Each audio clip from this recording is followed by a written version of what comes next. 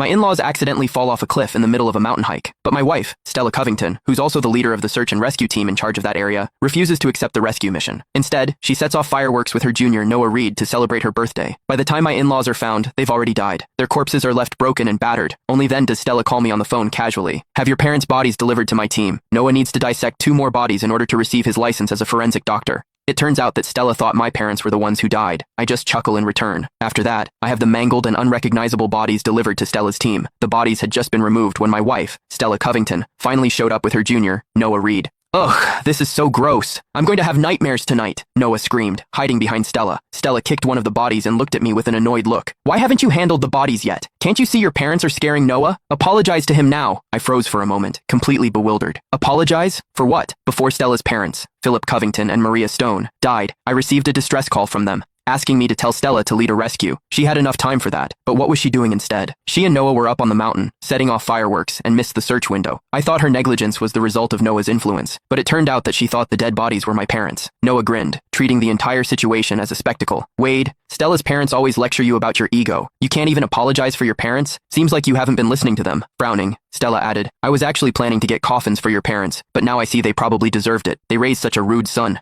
Guess it's only fair that they paid for your mistakes." I shot her a cold look. "Prepare the coffins or don't. I don't care, but don't talk about my parents like that." With a look of sheer annoyance, Stella ordered her team, "These people aren't worth our time. Just find a stretcher to take the bodies back." Noah added with a smug look, "Why bother with a stretcher? Didn't we just bring a garbage truck? Just throw the bodies in there. Wade, you won't be mad, right? We're just saving resources for the living." Watching Philip's and Maria's bodies being loaded onto a garbage truck, I couldn't help but laugh. "How could I be mad? Your idea's actually perfect." After Stella and I got married, Philip and Maria changed completely. They stopped being the caring in-laws and barely pretended anymore. They forced me to quit my job and stay home, taking on the role of a house husband for Stella. Every couple of days, they'd show up unannounced to check on me. They'd sit down and order a mountain of food. On top of that, everything had to be organic and fresh. Once they saw Stella mopping the floor and tore me apart. "Stella's the leader of a search and rescue team. She works so hard out there. Why are you letting her do all this?" I was treated like their personal chef. Now Stella had ordered them to be hauled away by a garbage truck. I figured karma did have a way of balancing the books. Noah handed me a flyer, his gaze filled with mockery. "Since I found out your parents were dead, I've prepared a little gift for you. Keep it. No need to thank me." The flyer described a funeral service specifically for livestock. Everything was arranged. Cremation, an urn, and even a plot at the cemetery. Except, it was for a dog. When I didn't take it, Stella yelled at me, "Cemetery plots are rare these days. You'd better thank Noah right now. He's even helping you with the autopsy." I laughed so hard that tears started to well up in my eyes. "Thanks. Once the autopsy's done, I'll make sure to bury them here." As I watched Philip and Maria being driven away in the garbage truck, I found myself genuinely looking forward to seeing Stella's reaction when she found out who was really dead. I called Mom and Dad to confirm they